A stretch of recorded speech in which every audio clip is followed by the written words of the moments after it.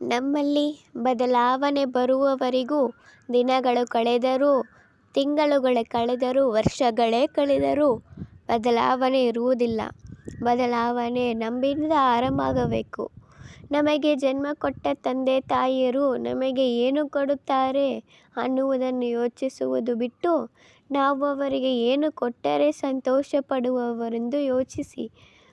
ಒಳ್ಳೆಯತನದಿಂದ ಇರಬೇಕು, ಒಳ್ಳೆಯ ಮನಸ್ಸಿನಿಂದ ಯೋಚಿಸಬೇಕು. ಆಗಲೇ ಎಲ್ಲ ಒಳ್ಳೆಯದಾಗುತ್ತದೆ. ಮನಃಶಾಂತಿ ಪಡೆದಿರುವ ಸಂಪತ್ತು, ಆರೋಗ್ಯವಿಲ್ಲದ ಆಯುಷ್ಯ, ಅರ್ಥ ಮಾಡಿಕೊಳ್ಳದ ಸಂಬಂಧ ಮತ್ತು ಅಕ್ಕರೆಗೆ ಬಾರದ ಸ್ನೇಹ ಇದ್ದರೂ ಒಂದೇ, ಇಲ್ಲದಿದ್ದರೂ ಒಂದೇ.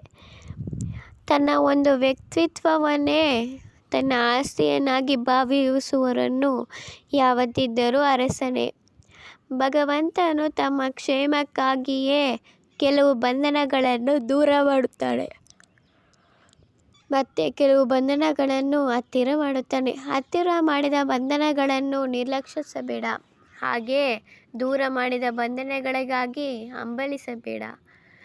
ಕಷ್ಟಪಟ್ಟು ಬೆಟ್ಟ ಹತ್ತಿದಾಗ ಮಾತ್ರವೇ ಸುಂದರವಾದ ದೃಶ್ಯಗಳನ್ನು ನೋಡಬಲ್ಲೆ.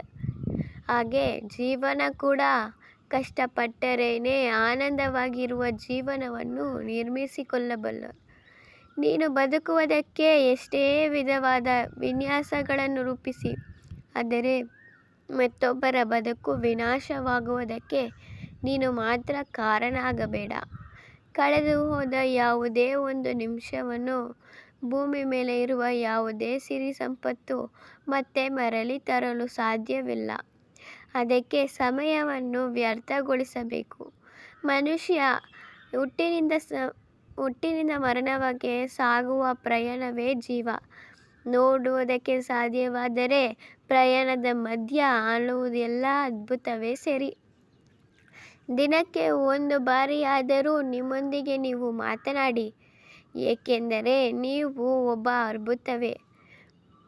ಮಾತನಾಡುವುದು ಎಂದರೆ ನಿಮ್ಮೊಂದಿಗೆ ನೀವು ಮೌನವಾಗಿರುವುದು ಎಂದು, ಯೋಜನಾರಹಿತವಾಗಿರುವುದೆಂದು.